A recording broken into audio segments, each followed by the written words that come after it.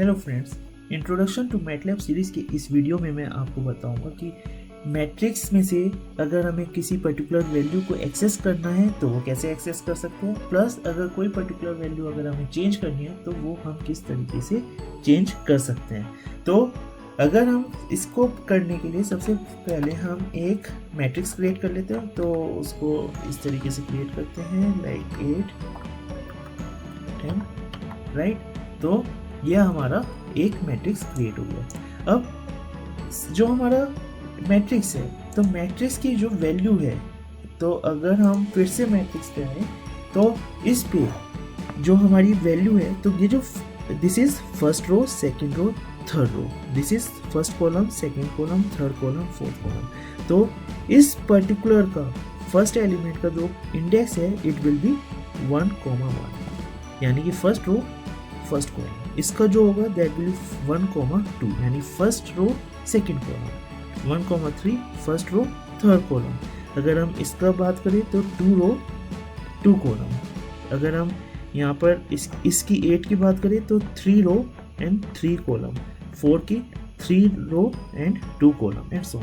तो अगर मुझे कोई भी वैल्यू, सपोज मुझे ये चाहिए, ये वाली वैल्यू, तो मुझे मेंशन करना पड़ेगा row number and the column number. तो मैं मेंशन करूँगा कि इस रो से और इस कॉलम से मुझे वैल्यू को देखने की क्या है, तो मैटलैब मेरे को वो पर्टिकुलर वैल्यू दे देगा। तो अगर सेम चीज़ इसको करने के लिए कैसे लिखिए हम, with in the parenthesis open करेंगे। यहाँ पर पहला नंबर हम लिखेंगे row number. Suppose second row में मुझे पता करना है थर्ड एलिमेंट क्या है, सेकेंड रो का थर्ड एलिमेंट। तो अगर हम इस वाले मैट्रिक्स की बात करें तो सेकेंड रो इज दिस, इस सेकेंड रो के थर्ड एलिमेंट इज दिस 10। तो अगर मैं इसको एग्जीक्यूट करूँगा तो मुझे सेकेंड रो के थर्ड कॉलम की वैल्यू मेरे को मिल जाएगी, राइट। अगर मैं सपोज लिखता हूँ 2,1 तो 8 सेकेंड रो की फर्स्ट कॉलम। अगर मैं यहाँ पर लिखता हूँ 1,3 तो मेरे को फर्स्ट रो की थर्ड वैल्यू मेरे को मिल गई, राइट। तो इस तरीके से मैं वैल्यू को एक्सेस कर सकता हूँ। ओके, नाउ आफ्टर दिस हमें एक और तरीका होता है कि सपोज यहाँ पर मैंने लिखा है कॉलन। तो अगर मैं इसको एंटर करता हूँ तो यू विल सी कि ये क्या करेगा, ये फर्स्ट रो के कॉलम का मतलब है कि सारी की सारी वैल्यूज़ की जितने भी कॉलम हैं उन सारे कॉलम्स की वैल्यू हमें चाहिए। तो यानी कि हमें फर्स्ट रो में जितनी भी वैल्यू है वो सारी की सारी वैल्यू हमें चाहिए। तो हमारा जो ए मैट्रिक्स था उसकी फर्स्ट रो में 1 2 3 था, तो हमें 1 2 3 मिल गया, right. In the same way अगर मैं लिखता हूँ कोलन कॉमा 2, तो इससे क्या होगा, मैंने बोला है रो के करस्पॉन्डिंग मैंने लिखा है कॉलम। इसका मतलब है कि सारी की सारी रो की वैल्यू मेरे को चाहिए। और सेकंड कॉलम, यानी कि सेकंड कॉलम के जो ये वैल्यूज़ है हर एक रो में वो मेरे को प्रिंट करनी है। तो क्या क्या वैल्यू है, 2 and 9। तो अगर मैं इसको एग्जीक्यूट करता हूँ तो मेरा जो आंसर आएगा दैट विल बी 2 and 9। तो यानी कि सेकंड कॉलम की जो भी वैल्यू है वो मेरे को मिल गई यहाँ पर 2 and 9। तो इस तरीके से मैं एग्जीक्यूट कर सकता हूँ। अब एक होता है कि अगर मैंने रो एंड कॉलम नहीं बताया, सिंगल इंडेक्स मैंने दे दिया, तो तब क्या होगा। तो अगर मैं इसको करता हूँ तो इट सीम्स कि एरर देगा, लेकिन वो एरर नहीं देगा, इसने वैल्यू दी है 2। ओके 2। अब ये कैसे होता है, ये होता है कि जो हमारा मैटलैब है, तो ये क्या करता है कि अगर ये सारी की सारी, या तो मैं इंडेक्स वैल्यू दूँ इस टाइप से कि रो एंड कॉलम, अदरवाइज ये क्या करता है कि पूरी की पूरी वैल्यू को कॉलम वाइज अरेंज करता है कि सबसे पहले फर्स्ट कॉलम की वैल्यू को लिख लिया 2 8 15, फिर सेकंड कॉलम की वैल्यू को 5 1 4, फिर थर्ड कॉलम की वैल्यू को 6 5 8 एंड फिर फोर्थ कॉलम की वैल्यू को 7 6 5, राइट। और इनको इससे क्या बन गया, ये हमारा ये बन गया एक कॉलम मैट्रिक्स। राइट। और इसके जो फर्स्ट एलिमेंट है इसको वो इंडेक्स देगा 1, इसको 2, इसको 3, इसको 4 एंड सो ऑन, राइट। इसी तरीके से जो हमने मैट्रिक्स क्रिएट किया था, हमारा मैट्रिक्स था 1 2 3 8 9 10। तो अगर हम इसको क्रिएट करें तो हमारा 1 2 3 8 9 10। तो इसको अगर वेक्टर फॉर्म में हम देखेंगे तो फर्स्ट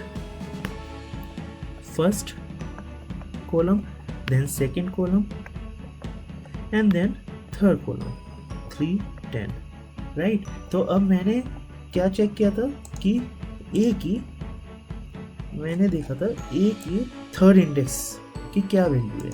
तो अगर हम ए की थर्ड इंडेक्स की वैल्यू देखेंगे तो ये हमारा थर्ड होगा। It is first, second and this is the third value.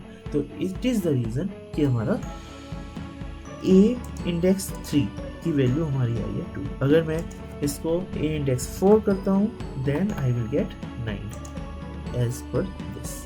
तो ये ध्यान रखना है कि ऐसा नहीं है कि अगर मैट्रिक्स है तो मुझे रो एंड कॉलम ही डिफाइन करनी पड़ेगी। मैं उसको सिंगल इंडेक्स से भी रिप्रेजेंट कर सकता हूँ, लेकिन जब सिंगल इंडेक्स से रिप्रेजेंट करूँगा तो वो इस तरीके से वैल्यू को अरेंज करके और तब मेरे को वैल्यू देगा। ओके। अब एक होता है कि अगर मैंने ब्रैकेट के अंदर कॉलन ले लिया तो ये क्या करेगा। अब अगर मैं इसको एग्जीक्यूट करता हूँ तो यू विल सी कि जो हमने यहाँ पर अरेंज किया था कॉलम वाइज 1 8 2 9 3 10, सेम तरीके से यहाँ पर अरेंज हो गया 1 8 2 9 3 10। तो अगर मैंने कॉलन अगर लिखा है तो मैं कॉलन लिख के मैटलैब को बोल रहा हूँ कि जो ए मैट्रिक्स है उसकी सारी वैल्यूज वेक्टर के फॉर्म में अरेंज कर दो। ओके। तो उसने वेक्टर के फॉर्म में उसको अरेंज करके दिखा दिया, right. Now this is about कि अगर मुझे डाटा को वैल्यू को एट पर्टिकुलर इंडेक्स एक्सेस करना है।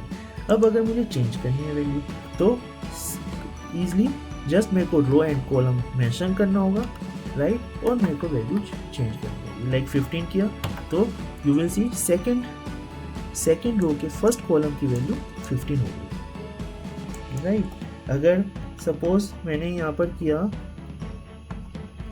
ये कॉलम, यानी कि सारी की सारी रो फर्स्ट कॉलम की सारी की सारी रो। अब सारी की सारी रो करनी है तो यानी कि मुझे यहाँ पर कितनी रो है, फर्स्ट रो सेकंड रो, तो यानी कि मुझे 2 नंबर देने पड़ेंगे इक्वल टू के बाद। ओके। तो मैंने ये 15 एंड 17 दिया और तो यहाँ पर मेरी वैल्यू चेंज हो गई 15 एंड 17, राइट। 15 एंड 17। अब अगर मैं सपोज यहाँ पर एक ही नंबर देता हूँ तो यू विल सी एरर नहीं दिया उसने 15 एंड 15, यानी कि सिंगल वैल्यू को ही उसने ऊपर एंड नीचे रख दिया। अगर मैं इसकी जगह यहाँ पर मैं सेमी कोलन की जगह कॉमा देता हूँ तब देखते हैं क्या होता है। तो तब भी उसने पहली 15 कर दी, दूसरी 17 कर दी, यानी कि हम किसी भी तरीके से भी वो एरर नहीं देगा। जो फर्स्ट वैल्यू होगी वो फर्स्ट में चली आएगी, जो सेकंड वैल्यू होगी वो सेकंड उसमें इंडेक्स पे चली आएगी, राइट। सो इस तरीके से हम वैल्यू को चेंज कर सकते हैं मैट्रिक्स की। सो अगर आपको कोई डाउट है कमेंट बॉक्स पे टाइप कीजिए।